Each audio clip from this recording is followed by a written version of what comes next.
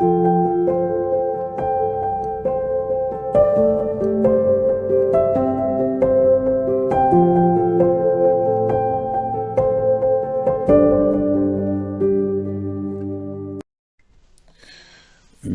pour ce temps de matinale.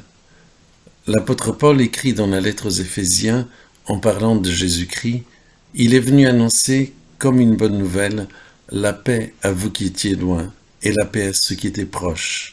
Car par lui, nous avons les uns et les autres accès auprès du Père, dans un même esprit. » Si nous lisons les évangiles, nous nous rendons compte combien la paix est annoncée, promise en Jésus-Christ, dès sa naissance, à sa résurrection, aujourd'hui, par l'Évangile.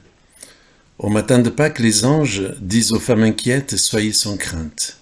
Et lors de ces apparitions, Jésus dit à répétition à ses disciples, enfermés par la peur, que la paix soit avec vous. C'est la principale proclamation de Jésus. Shalom, peut-être Shalom Ra. Jésus proclame aux disciples qui sont dans la crainte des autorités la paix.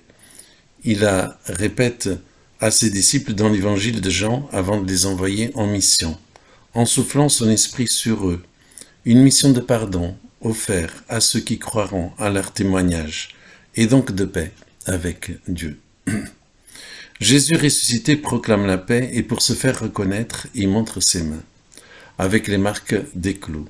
Il montre son côté avec la marque de la lance. Le Jésus ressuscité est bien ce Jésus crucifié qui est venu pour faire la paix de la part de Dieu en notre faveur. Le prophète Isaïe écrit plus de 700 ans avant Jésus-Christ ces mots étonnants. Mais il était transpercé à cause de nos crimes, écrasé à cause de nos fautes. Le châtiment qui nous donne la paix est tombé sur lui. Par sa crucifixion, Jésus s'est substitué à nous. Il a pris notre châtiment. Ce n'est pas l'offenseur. Ce n'est pas le criminel qui a été puni, châtié, mais bien l'offensé. Un Dieu d'amour qui s'est incarné et qui a pris notre humanité. Avons-nous retenu cette grande réalité de l'Évangile? La paix que Jésus proclame a été acquise à la croix. Lorsque Jésus a expiré, lorsqu'il a tout accompli pour nous, le voile du temple s'est déchiré de haut en bas. Et sur ce voile du temple, il y avait des chérubins brodés qui rappelaient qu'il n'y avait pas d'accès à Dieu, mais la condamnation, la séparation, la peur de la mort. L'œuvre de Christ a tout changé. Il a porté le châtiment qui nous donne la paix. Lorsque Jésus a proclamé la paix à ses disciples, Thomas n'était pas là. Et Thomas n'est pas une personne crédule ou naïve. Il ne veut pas se faire berner, tromper. Il demande à voir ce Jésus ressuscité, mais avec la marque des clous. A-t-il raison? Le corps du ressuscité porte-t-il les marques de la souffrance de Jésus à la croix? Les marques de son corps mortel? Le corps incorruptible de Jésus porte-t-il les marques de sa corruptibilité, de sa souffrance? Nous savons par les évangiles que la réponse est oui. 8 jours après, Jésus vient vers Thomas, les disciples sont encore enfermés, et là, Jésus s'adresse personnellement à Thomas. Avance ici ton doigt, regarde mes mains. Avance aussi ta main et mets-la dans mon côté, ne sois pas incrédule, mais crois. Thomas entend ses propres mots dans la bouche de Jésus. Thomas se sent pleinement reconnu. Il ne peut que répondre convaincu par ces mots courts, mais si intenses. Mon Seigneur et mon Dieu. Thomas constate bien que Jésus ressuscité est ce Jésus qui a été crucifié, maltraité, abandonné. Ce Jésus qui a donné sa vie au lieu de descendre de la croix pour se sauver lui-même. Thomas constate bien plus. Il dit de tout son cœur, convaincu, « Mon Seigneur et mon Dieu ». Et Jésus ne l'a pas contredit.